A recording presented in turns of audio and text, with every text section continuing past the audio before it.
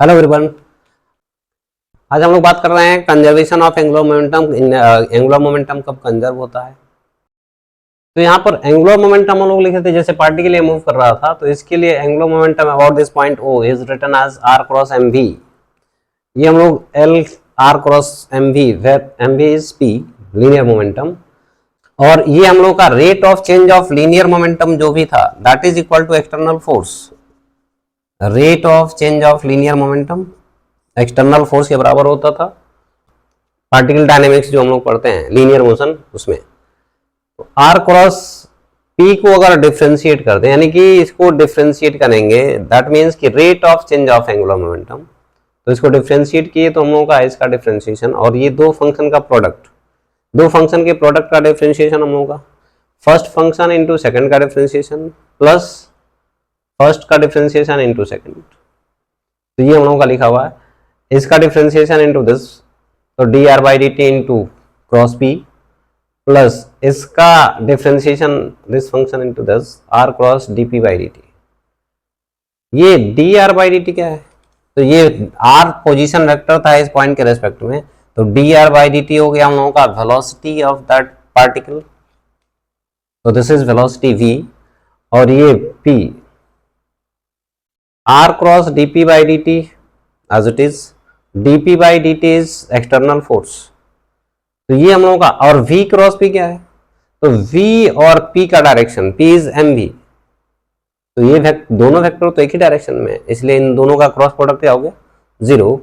तो उस केस में हम लोग कहेंगे ये टर्म जीरो हो गया, and this dl by dt is nothing but r cross f external, और r क्रॉस f क्या है, इस बॉडी पे लगने वाला एक्सटर्नल टॉर्क, तो इस बॉडी पे लगने वाला एक्सटर्नल टॉर्क हम लोगों का फाइनली ये आ गया dl by D T. That means कि एंगुलर मोमेंटम चेंज सिर्फ और सिर्फ एक्सटर्नल टॉर्क की वजह से ही है। अब एक्सटर्नल टॉर्क अगर नहीं है तो इसका मतलब उसका एंगुलर मोमेंटम चेंज नहीं हो रहा।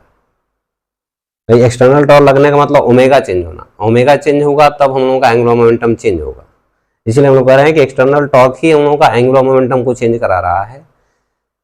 अब अगर ये एक्सटर्नल टॉर्क ना लगे, that means if external is zero, ये चेंज होने का रेट जीरो हो गया, और चेंज होने का रेट जीरो है इसका मतलब उसमें कभी भी चेंज नहीं होगा, that means L will remain constant. तो ये एंगुलर मोमेंटम कांस्टेंट या कंजर्व होने का कंडीशन क्या है, for conservation, sorry, if external torque equal to zero, this imply that D L by D T equal to zero, और ये dl by D T zero है, इसका मतलब L is constant. This is the condition, ये हम लोगों का condition for conservation of angular momentum. अगर एक्सटर्नल टॉर्क जीरो, उस केस में हम लोगों का angular momentum will remain conserve. जैसे f एक्सटर्नल जब जीरो होता था तो लीनियर मोमेंटम हम लोगों का कंजर्व होता है, p will be constant if f external is zero. दूसरी चीज एंगुलर मोमेंटम, अब ये एक्सटर्नल टॉर्क हम लोगों का, भाई ये पॉसिबिलिटी है कि हम लोगों का एक्सटर्नल टॉर्क, ये वेक्टर, इसका तीन कंपोनेंट हो, इसमें भी इसका तीन कंपोनेंट हो सकता है। दैट मीन्स इसका तीन कंपोनेंट जो भी होगा, अगर x डायरेक्शन में, y डायरेक्शन में और z डायरेक्शन में है, तो उस केस में हम लोगों का x डायरेक्शन में अगर एक्सटर्नल टॉर्क जीरो है तो x डायरेक्शन में एंगुलर मोमेंटम कंजर्व रहेगा, y डायरेक्शन में अगर हम लोगों का टॉर्क नहीं है तो y डायरेक्शन में एंगुलर मोमेंटम कंजर्व होगा, z डायरेक्शन में अगर नहीं है हम लोगों का टॉर्क, उस केस में z डायरेक्शन में एंगुलर मोमेंटम कंजर्व होगा। जैसे कि हम लोग यहाँ पर पढ़ते थे, जिस डायरेक्शन में फोर्स नहीं होता है उस डायरेक्शन में लीनियर मोमेंटम हम लोग का कंजर्व होता है, उसी तरह से यहाँ पर भी है। लेकिन जनरली हम लोगों का किसी एक्सिस ऑफ रोटेशन के अबाउट कोई रिजिड बॉडी का रोटेशन पढ़ते हैं ये जनरली, तो उस केस में हम लोगों का किसी एक्सिस ऑफ रोटेशन के अबाउट में टॉर्क का वैल्यू जीरो हो, तब उस एक्सिस ऑफ रोटेशन के अबाउट उस बॉडी का एंगुलर मोमेंटम कंजर्व होगा। और ये किसी एक्सिस ऑफ रोटेशन के अबाउट टॉर्क आने का मतलब क्या है कि ये जो टॉर्क हम लोगों का लगता है ये ऑलवेज इसके पैरेलल होना चाहिए। दैट मीन्स इस बॉडी पर लगने वाला जो भी टॉर्क है उस बॉडी का कंपोनेंट अगर हम लोगों का पैरेलल टू एक्सिस नहीं है, उस केस में इस बॉडी का एंगुलर मोमेंटम कंजर्व होगा। फॉर एग्जाम्पल,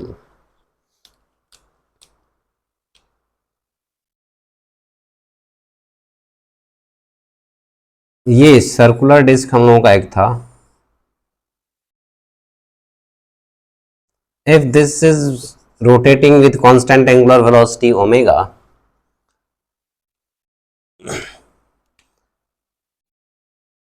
ये कांस्टेंट वेलोसिटी हम लोगों का ओमेगा से।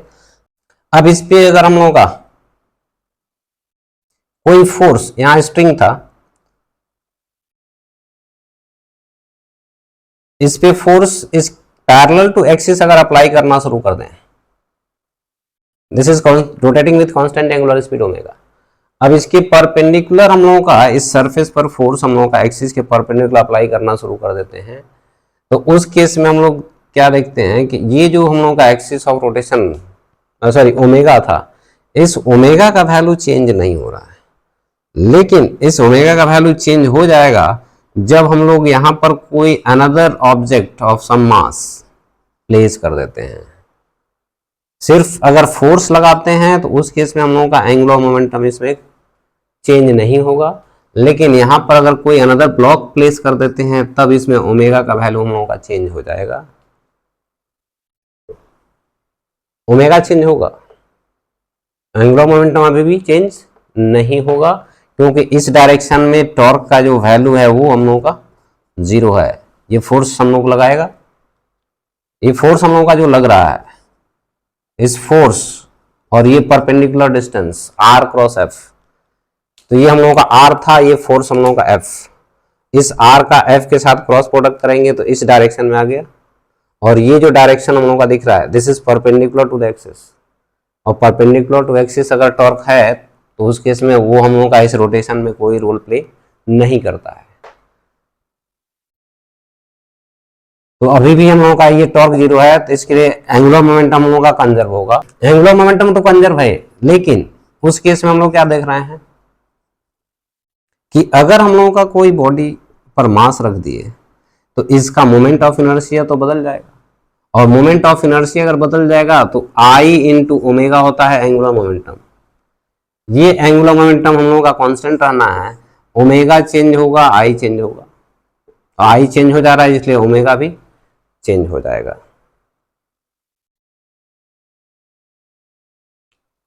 तो दिस इज द कॉन्सेप्ट।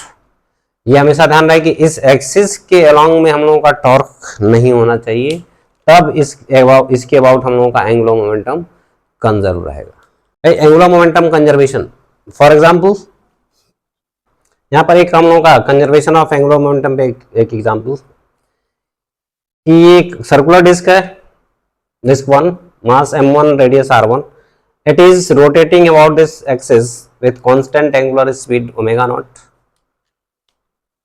अब इसके बाद हम लोगों का एक अनदर सर्कुलर डिस्क इसके साथ इस पर हम लोगों का प्लेस किया जाता है, जिसका एक्सिस ऑफ रोटेशन भी हम लोगों का सेंटर से पास कर रहा है। तो अब इस पे हम लोगों का फाइनली जब इनिशियली रखेंगे तो उस केस में कुछ देर तक इस पर हम लोगों का ये स्लाइड कर रहा होगा। सब कुछ एडजस्ट होने के बाद फाइनली दोनों का कंबाइन रोटेशन हो रहा होगा एक साथ, तो उस केस में इसका फाइनल एंगुलर स्पीड कितना होगा, and there is no relative flipping between the two disc. क्योंकि शुरू में हम लोगों का ये पहले ओमेगा से घूम रहा था और हम लोग जस्ट इसको प्लेस किए, तो शुरू में तो ये स्लाइड कर रहा होगा कुछ देर के लिए, तो जब स्लाइड करेगा तो इस पे फ्रिक्शन और इस पे फ्रिक्शन जो भी है, जिधर रिलेटिव मोशन होगा उसके अपोजिट डायरेक्शन में हम लोगों का फ्रिक्शन होता है। तो फाइनल सब कुछ सेटल होने के बाद इसका ओमेगा उस केस में हम लोगों का इंटरनल हम लोगों का जो फोर्स है वो फ्रिक्शन आएगा, लेकिन फोर्स हम लोगों का जो इंटरनल फ्रिक्शन है इन दोनों पे सिस्टम पे पूरे, क्योंकि ये सिस्टम का पार्ट हम लोगों का दोनों डिस्क हो गया और दोनों डिस्क के बीच में फ्रिक्शन है, तो जितना नीचे वाले पर होगा उतना ही ऊपर वाले पर होगा अपोजिट डायरेक्शन में, इसलिए इसका जो हम लोगों का टॉर्क होगा फ्रिक्शन का पूरे सिस्टम पर वो 0 हो गया। किसी एक सर्कुलर डिस्क पे बात करेंगे तो वो नहीं 0 है, लेकिन दोनों का मिला करके अगर सिस्टम की बात करेंगे तो ये हम लोग का फ्रिक्शन इंटरनल फोर्स हो जाएगा, और इक्वल और अपोजिट हमेशा लगता है दोनों बॉडीज पर, इसलिए नेट फोर्स हम लोग का 0। अब उसका टॉर्क हम लोग का आएगा नहीं, इसलिए एंगुलर मोमेंटम हम लोग का क्या रहेगा, कंजर्व होगा। तो फाइनली यहाँ और इस पोजीशन में एंगुलर मोमेंटम कंजर्वेशन, क्योंकि एक्सटर्नली कोई हम लोगों का टॉर्क अप्लाई नहीं किया गया है, इसलिए फाइनली हम लोग कहेंगे कि final angular momentum equal to initial angular momentum. Final में कितना, इसके अबाउट दोनों सर्कुलर डिस्क का moment of inertia, let us suppose this is I1 plus I2 into omega final equal to I1 into omega 1 initial, which is omega naught. So finally omega final is I1 into omega naught divided by I1 plus I2, और I1 I2 का value, इसका mr square by 2, इसका भी mr square by 2 लिखते हैं अगर, it is m1 r1 square by 2 into omega naught divided by m1 r1 square by 2 plus m2 r2 square by 2। इसको further simplify किया जा सकता है। दिस इज फाइनली ओमेगा का वैल्यू हम लोगों का। यहाँ पर हम लोग का एक दूसरा एग्जाम्पल, ये सेकेंड एग्जाम्पल में हम लोग का ये है कि एक हॉरिजॉन्टल फ्रिक्शनलेस टेबल है जिस पर हम लोग का एक पार्टिकल स्ट्रिंग के थ्रू ये रोटेट कराया जाता है सर्कुलर पाथ में, और initial velocity v not, initial radius हम लोगों का r है। अब स्ट्रिंग को एक टेबल पे जो पिन होल है उसके थ्रू डाउनवर्ड डायरेक्शन में पुल किया जा रहा है। अब इस स्ट्रिंग को डाउनवर्ड डायरेक्शन में अगर पुल करना शुरू करते हैं उस कांस्टेंट वेलोसिटी v, तो उस केस में हम लोगों का ये रेडियस का जो वैल्यू है वो धीरे धीरे डिक्रीज करने लगेगा। अब रेडियस का वैल्यू अगर डिक्रीज कर रहा है तो एक्चुअली हम लोगों का टेंशन तो इस डायरेक्शन में कर रहा होगा, this is the tension, tension इस डायरेक्शन में हम लोगों का है। तो इसमें इस पॉइंट के अबाउट इस पार्टिकल का जो एंगुलर मोमेंटम है, एक्सिस ऑफ रोटेशन तो ऐसे ही होगा, इसके अबाउट में हम लोगों का एंगुलर मोमेंटम इस पार्टिकल का है, और इस एक्सिस के अबाउट इस टेंशन का टॉर्क का है 0, क्योंकि उसी से एक्सिस से ही पास कर रही है। दैट मीन्स कि इसका एंगुलर मोमेंटम हम लोगों का क्या रहेगा, conserve about this axis of rotation. तो एंगुलर मोमेंटम अगर कंजर्व होता है तो मान लेते हैं कि हम लोगों का ये कांस्टेंट स्पीड से पुल किया जाता है, v इक्वल टू कांस्टेंट। तो आफ्टर सम टाइम इसका रेडियस कुछ और डिक्रीज कर गया होगा, रेडियस डिक्रीज होगा लेकिन इसका एंगुलर मोमेंटम तो कंजर्व रहना है। By conservation of angular momentum अगर देखें, final angular momentum is initial angular momentum M V, इसको v ना बोल करके v डैश बोलते हैं, into r, final radius small r, and this is small m into v not into capital R। तो finally हम लोगों का v डैश का वैल्यू कितना हो गया, it is v not r by small r। अब ये r का वैल्यू देखें तो ये धीरे धीरे डिक्रीज कर रहा है, जैसे जैसे टाइम हम लोगों का बढ़ेगा ये r का वैल्यू डिक्रीज कर रहा होगा, और कांस्टेंट स्पीड से अगर हम लोगों का पुल किया जाता है तो this r is varying with time by r equal to r minus v into T. ये r minus v into T क्यों हो गया, तो मान लेते हैं कि किसी इंस्टेंट पर ये पॉइंट यहाँ था t इक्वल टू 0 पर, अब t equal to T time बाद यहाँ पर ये v इंटू टी डिस्टेंस नीचे आ जाएगा। तो v इंटू टी डिस्टेंस जब नीचे आएगा तो उतना ये और आगे बढ़ेगा, क्योंकि स्ट्रिंग का लेंथ तो हम लोगों का कांस्टेंट होगा। This is called constant relation. Constant relation ये हम लोगों का पढ़ते हैं, खैर इसमें भी हम बात करेंगे कांस्टेंट रिलेशंस रोटेशनल डायनेमिक्स में भी। तो कांस्टेंट रिलेशन से हम लोगों का ये value v into T distance अगर ये नीचे आता है तो ये v इंटू टी से रेडियस कम हो जाएगा, इसीलिए हम लोगों का r का वैल्यू ये है। तो इसलिए हम लोगों का v डैश का वैल्यू क्या लिख सकते हैं, v not r divided by r minus v into T. ये था हम लोगों का conservation of angular momentum based. इसमें अगला एग्जांपल एक देखते हैं अगर, तो नेक्स्ट एग्जांपल एक rigid rod which is being rotated with constant angular speed omega about this axis, and there is a particle attached. ये यूनिफॉर्म रॉड हम लोगों का,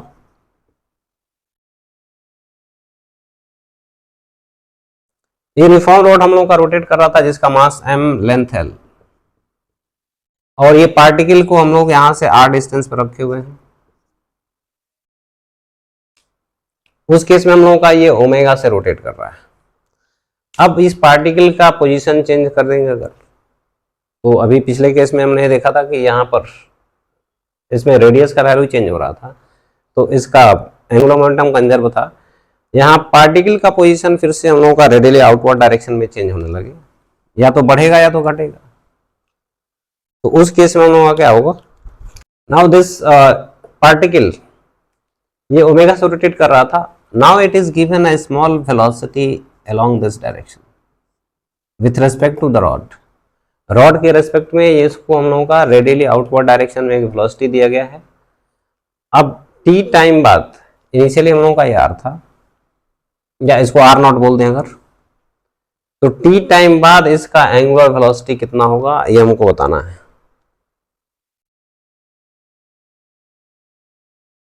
तो अगर t टाइम बाद देखेंगे तो ये रॉड का पोजीशन, ये सॉरी पार्टिकल का पोजीशन कहीं आ रहा होगा, तो ये रॉड का पोजीशन हम लोगों का omega dash, and this distance is something r, particle.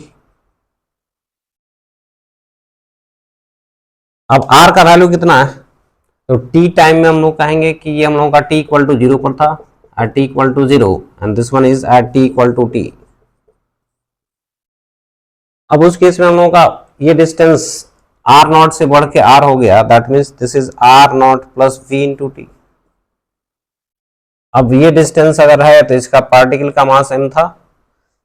Bye angular momentum conservation हम लोग क्या देख रहे हैं, L final equal to L initial. External कोई टॉर्क अप्लाई नहीं किया गया, इसलिए एंगुलर मोमेंटम हम लोग का कंजर्व होगा। तो finally I final into omega final, that is omega dash, I initial into omega initial, final omega. इस रॉड का angular momentum M L square by 3 moment of inertia, plus particle का M R square into omega dash, initially M L square by 3 plus M into R not square into initial is omega. तो finally हम लोग का यहां से omega dash का value मिल जाएगा, M L square by 3 plus M R not square divided by M L square by 3 plus M into R square times omega. और इस r का वैल्यू हम लोग पुट कर सकते हैं यहाँ पर कितना, r not plus V T. तो ये as a function of time हम लोग का ओमेगा का वैल्यू मिल जाएगा। ये नेक्स्ट हम लोग का concept angular impulse. What is this angular impulse, तो it is analogous to linear impulse. ये हम लोग का लीनियर इम्पल्स पढ़ते थे, और लीनियर इम्पल्स होता क्या था कि अगर कोई लार्ज फोर्स स्मॉल टाइम के लिए अगर एक्ट करता है किसी बॉडी पर, इट विल क्रिएट इम्पल्स। तो ये इम्पल्स हम लोगों का क्या था, चेंज इन लीनियर मोमेंटम। उसी एनालॉजी पे अगर हम लोग देखते हैं तो एंगुलर इम्पल्स क्या है, तो अगर किसी भी, ये एंगुलर इम्पल्स क्या है, किसी भी बॉडी पर टॉर्क अगर हम लोगों का एक्ट कर रहा है, और टॉर्क बहुत शॉर्ट टाइम के लिए जब काम करता है, तो उस केस में हम लोग कहते हैं it will create an angular impulse. तो ये एंगुलर इम्पल्स बिल्कुल सिमिलर एनालॉजी पर बेस्ड हम लोगों का लीनियर इम्पल्स के, और लीनियर इम्पल्स हम लोगों का था when very large force acting on when a very large force acts on body for a very short time, उस केस में लीनियर इम्पल्स प्रोवाइड करता था। यहाँ पर टॉर्क जब हम लोगों का बहुत शॉर्ट टाइम के लिए काम करेगा तब वो हम लोगों का एंगुलर इंपल्स क्रिएट करेगा, यानी कि angular impulse is represented by J and it is given by J equal to tau into delta T, delta T is very short time. और इसी को हम लोग टाउ डी टी इंटीग्रल,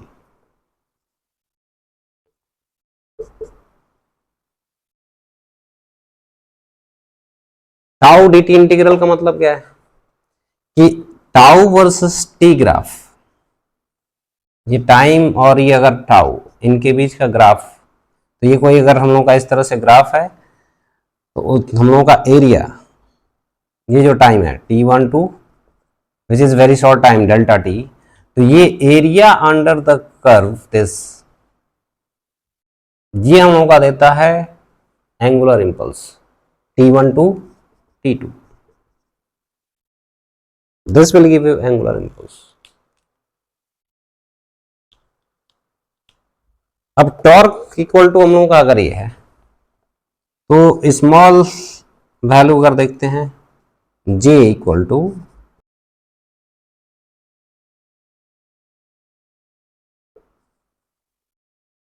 ये tau into D T हम लोगों का था,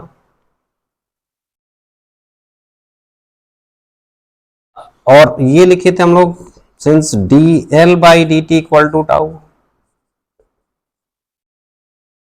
तो टाउ डी टी का वैल्यू क्या दिख रहा है डी एल, तो it is nothing was D L. अब ये हम लोगों का वेरिएबल टाइम से चेंज होकर एल पर आ गया, दैट मीन्स कि इनिशियल एंगुलर मोमेंटम और ये final angular momentum, that means कि यहां से हम लोग कह सकते हैं कि J equal to delta L, that means change in angular momentum.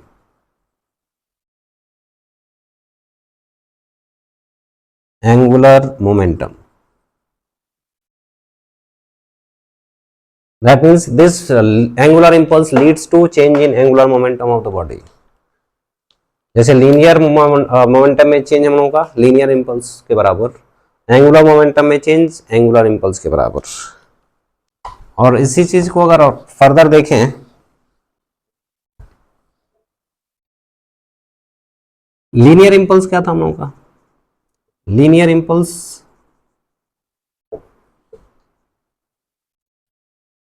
Linear impulse को जनरली आई से लिखते थे हम लोग, which is equal to F into D T integral, और it is F into delta T लिखते थे, और I equal to F into delta T and this is change in linear momentum. Angular impulse हम लोगों का था, angular impulse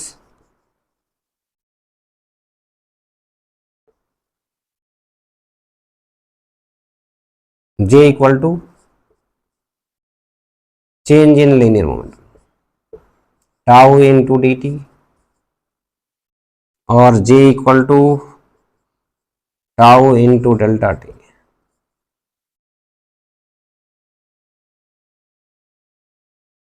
this tau is written as R cross F, इस tau को हम लोग लिखते हैं R क्रॉस F, तो ये R क्रॉस F और F into delta T, and this is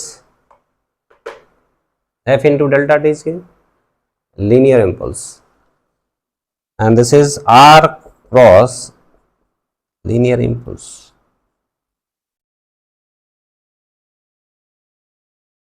That means कि angular impulse is nothing but moment of linear impulse। जैसे अभी तक हम लोग टॉर्क पढ़ते आ रहे हैं, moment of force, linear force, angular momentum हम लोग देखे थे moment of linear momentum, उसी तरह से angular impulse हम लोगों का moment of linear impulse, and this angular impulse leads to change in angular momentum and this linear impulse leads to change in linear momentum। इसके मैग्नीट्यूड की बात करते हैं अगर, तो magnitude of angular impulses are I into sine of theta, और ये are sine theta क्या है, इंटू आई। फॉर एग्जाम्पल ये हम लोगों का कोई रिजिड बॉडी है, ये सेंटर ऑफ मास, यहां पर हम लोगों का कोई लीनियर इंपल्स अप्लाई हुआ which is at a distance R. तो अब ये आर हम लोगों का परपेंडिकुलर, अब इस सेंटर ऑफ मास के अबाउट ये linear impulse angular impulse create करेगा, जिसकी वजह से ये हम लोगों का अब रोटेशन पैदा करेगा, क्योंकि अब इसका इनिशियल एंगुलर मोमेंटम क्या है, zero, because there is no rotation. अब ये जैसे हम लोगों का लीनियर इंपल्स लगेगा, इसकी वजह से ये रोटेट करना शुरू करेगा, इसका मतलब यहाँ पर हम लोगों का एंगुलर मोमेंटम आ गया। और एंगुलर मोमेंटम कौन चेंज किया, एंगुलर इंपल्स। दैट मीन्स इस लीनियर इंपल्स की वजह से यहाँ पर हम लोगों का एक एंगुलर इंपल्स प्रोवाइड हुआ है। अब इसको जनरलाइज वे में हम लोग, यहाँ तो सीधे सीधे परपेंडिकुलर दिख रहा था, अगर हम लोग कहेंगे कि ये लीनियर इंपल्स ऐसे काम किया इस पॉइंट पर यहाँ आके, तो इसका एंगुलर इंपल्स कितना है सेंटर ऑफ मास के अबाउट, तो दिस पोजीशन इज आर, यही हम लोगों का आर था, और ये हम लोगों का linear impulse I, R cross I, this angle is theta, ये एंगल थीटा है तो ये एंगल भी थीटा हो गया, और ये परपेंडिकुलर डिस्टेंस हो गया हम लोगों का कितना, ये एंगल थीटा था, आर साइन ऑफ थीटा। तो अब इस बॉडी पे लगने वाला जो हम लोगों का लीनियर इंपल्स था, उसका perpendicular distance from the axis of rotation, इससे रोटेट करने वाला है, तो उस केस में हम लोग कहते हैं कि इसका एंगुलर इंपल्स, तो this is R perpendicular into I. यानी कि लीनियर इंपल्स से अगर एंगुलर इंपल्स कैलकुलेट करना है, तो लीनियर इंपल्स जिस डायरेक्शन में काम कर रहा है उसका एक्सिस ऑफ रोटेशन से परपेंडिकुलर डिस्टेंस उसमें मल्टीप्लाई कर देंगे, तो ये हम लोगों का एंगुलर इंपल्स मिल जाएगा। और this angular impulse will lead to change in angular momentum delta L. Initially angular momentum नहीं है, तो फाइनली हम लोगों का I into omega, initial is zero. So this is the concept of angular impulse.